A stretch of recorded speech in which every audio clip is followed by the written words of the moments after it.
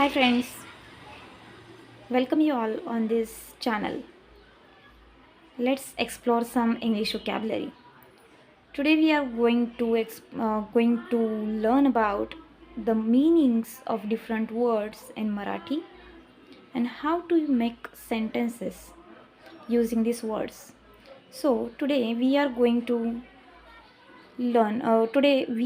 explore the vocabularies related to admiring person. So let's see. First vocabulary is compassionate. Compassionate means a kind person. Means a person जो दुसऱ्यांचं दुःख समजून घेतो. Who understand the pain of other. Okay.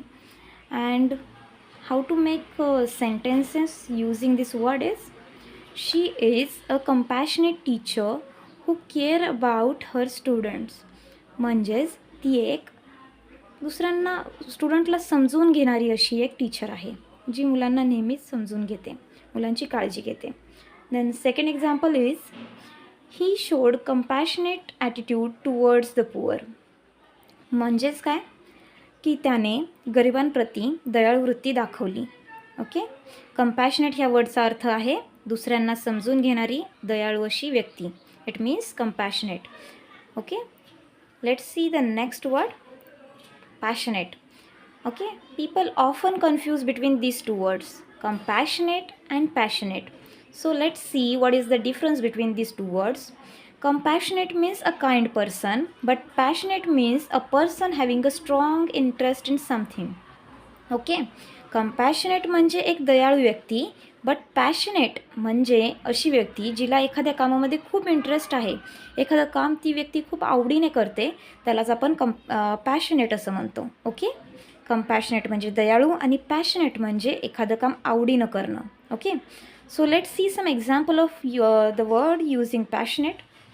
How to use this word passionate in sentences. Okay. Example is Yuvraj is passionate about art. म्हणजेच युवराज हा कलेविषयी खूप passionate आहे, त्याला ते काम खूप आवडीने करता येतं. Okay. Yuvraj is a passionate artist. म्हणजेच युवराज हा एक खूप पॅशनेट आर्टिस्ट आहे, म्हणजे ते त्या कामामध्ये त्याला अत्यंत जास्त रस आहे. ते त्यातलं कोणचंही काम द्या तो खूपच आवडीने करेल, खूप पॅशनेट आहे त्या कामामध्ये तो. पॅशनेट म्हणजे एखादं काम खूपच आवडीने करणे. Okay. Okay. Have you understood the difference between this two words, compassionate and passionate? So आपण पुढचे वर्ड्स बघूयात. रिझिलियंट.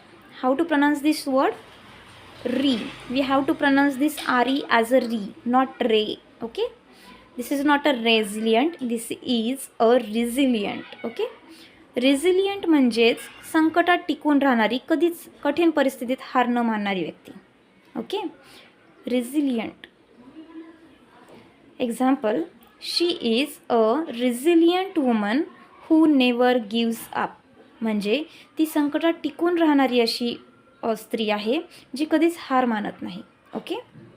Next example, children are more resilient than adults. मुलं ॲडल्ट्सपेक्षा, म्हणजे जे तरुण व्यक्ती, मोठे व्यक्ती आहेत, त्यांच्यापेक्षा खूप जास्त तग धरून राहतात काही कामांमध्ये, असा याचा अर्थ आहे. ओके. रेझिलियंट म्हणजेच काय तर कठीण परिस्थितीमध्येही टिकून राहणारी, तग धरून राहणारी, हार न मानणारी अशी व्यक्ती. Okay. So let's see the next word, meticulous. What is this? Meticulous. Meticulous म्हणजे एखादं काम अतिशय काळजीपूर्वक करणारी किंवा व्यक्ती, किंवा अतिशय बारकाईने एखादं काम करणारी व्यक्ती किंवा एखादं काम. Okay. Examples, she is meticulous in her teaching. म्हणजे ती शिकवण्याचं जे काम आहे ना ते अत्यंत काळजीपूर्वक करते. Okay. He did a meticulous job. त्याने खूप काळजीपूर्वक, खूप बारकाईने ते काम केलेले. Okay. Next is oh such a meticulous work. Wow. म्हणजे ओ म्हणजे काय? Oh such a meticulous work, sorry, oh such a meticulous work म्हणजे किती बारकाईने काम केलं आहे हे, असं. ओके. मेटिक्युलस म्हणजे काळजीपूर्वक, बारकाईने केलेलं काम. ओके.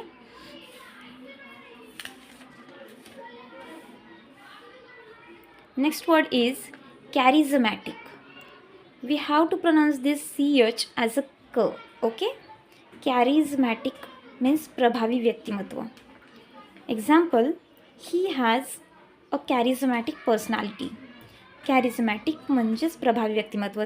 ओके, त्याचं खूप प्रभावी असं व्यक्तिमत्व आहे. ही हॅज अ कॅरिझमॅटिक पर्सनॅलिटी म्हणजे त्याचं खूप प्रभावी असं व्यक्तिमत्व आहे. Next word is principled. Principled म्हणजेच तत्वनिष्ठ, म्हणजे आपल्या तत्वांवर टिकून राहणारी व्यक्ती. Okay, he is a principled leader. Principled leader means तो खूप त्याच्या कामावर ठाम असतो. That means principled. Okay friends, bye. Hope you enjoyed today's lecture. It is not lecture, it is a video for improving your English vocabulary. Bye.